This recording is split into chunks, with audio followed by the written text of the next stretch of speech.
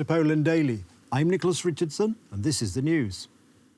The former Belarusian ambassador to Poland, Paweł Łatuszka, has announced that 1,000 Belarusian soldiers have been relocated near the Polish border, where the Belarusian army has been taking part in exercises since Monday. Russian Wagner Group mercenaries have been stationed near Brest, just over the border from Poland, for a month. This concentration of hostile forces on NATO's eastern flank is intended to destabilize the alliance.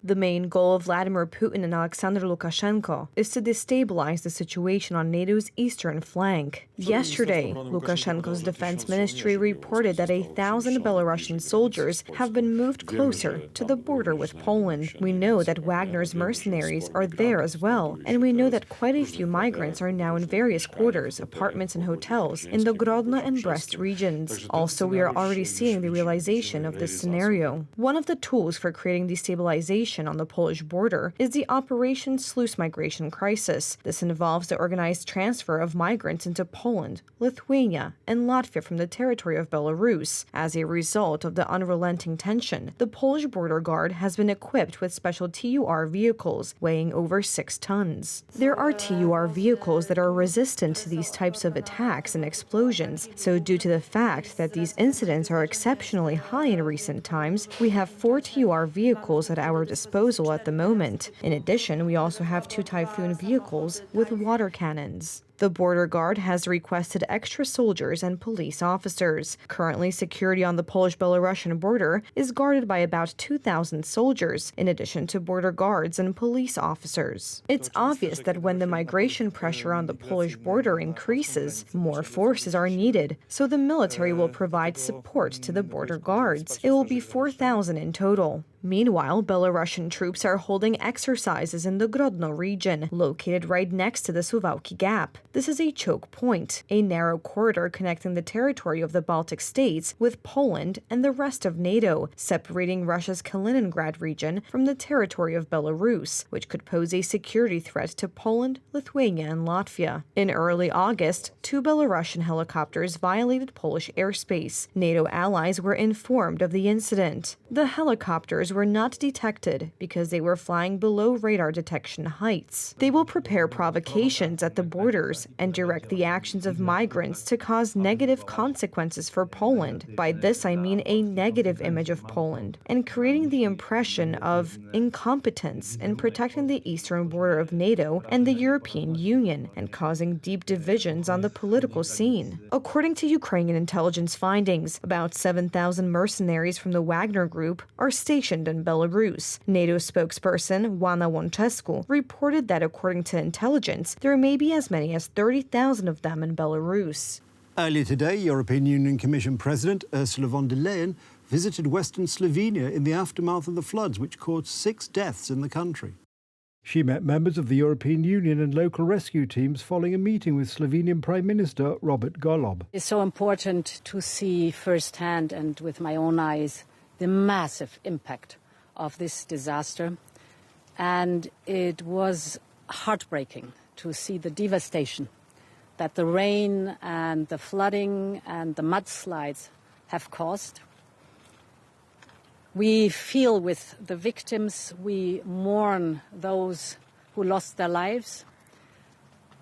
But it was also heartwarming to see the enormous solidarity of people and their confidence and their courage. And I'm here today to let Slovenia and the Slovenian people know that Europe stands by your side.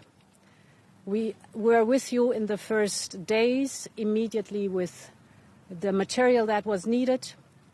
It is the mobile bridges, the excavators, the helicopters, and the technical team and the crews. And of course, we will stay as long as it is necessary.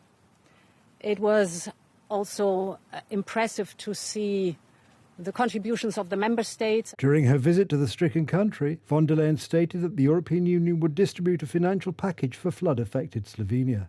And I discussed today with the Prime Minister a package of 3 components for the immediate needs, but also in the mid and in the long term. A lot of investment has to be done for the recovery of this country.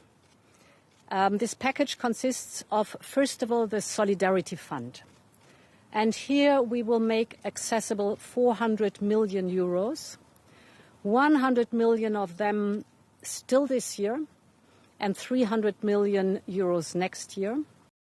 Today, Japan held a ceremony to mark the 78th anniversary of the Nagasaki atomic bombing. The day to commemorate the victims of the world's first nuclear attack comes as Russia has raised the spectre of using nuclear weapons in its war with Ukraine. 78 years ago, the second atomic bomb dropped from an American bomber exploded over the Japanese city of Nagasaki. 3 days earlier, on the 6th of August, the United States dropped the first atomic bomb on Hiroshima. In Nagasaki, 74,000 residents were killed and a further 45,000 died later. In total, more than 400,000 people died or were affected by radiation as a result of the two explosions in Hiroshima and Nagasaki. Prime Minister of Japan, Fumio Kishida, addressed attendees via a video message. As the only country in the world to have suffered atomic bombings in war, we will continue to make tireless efforts to realize a world free of nuclear weapons, firmly adhering to the 3 non-nuclear principles. This is our country's mission, and it will not change.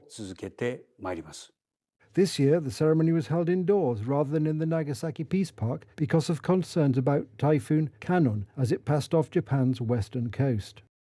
United States President Joe Biden curbed development on a stretch of nearly 1 million acres near Arizona's iconic Grand Canyon on Tuesday, a move intended to cement his environmental credentials in the electoral battleground state. Biden used the Antiquities Act to designate the area as the Bai-Navajo Itakukveni ancestral footprints of the Grand Canyon National Monument, a move disparaged by some officials and mining interests but long sought by the tribes that trace their origin to the lands. America's natural wonders are our nation's heart and soul. That's not hyperbole, that's a fact. They unite us, they inspire us. A birthright we pass down from generation to generation. And that's why from day one, I've taken historic steps to conserve our natural treasures for all ages. My first week as president, I signed an executive order establishing our country's most ambitious conservation goal ever.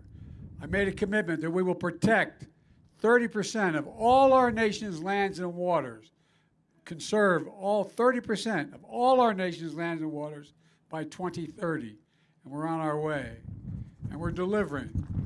Just my first year in office, we've done more, protected more lands than anyone since the 1960s, John Kennedy's era.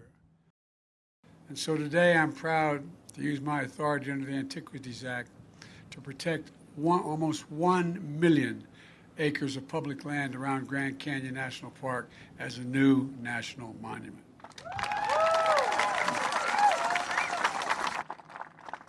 To help right the wrongs of the past and conserve this land of ancestral footprints for all future generations. By creating this monument, we're setting aside new spaces for families to hike, bike, hunt, fish, and camp. Growing the tourism economy that already accounts for 11% of all Arizona jobs. Folks, preserving these lands is good not only for Arizona, but for the planet. It's good for the economy. It's good for the soul of the nation.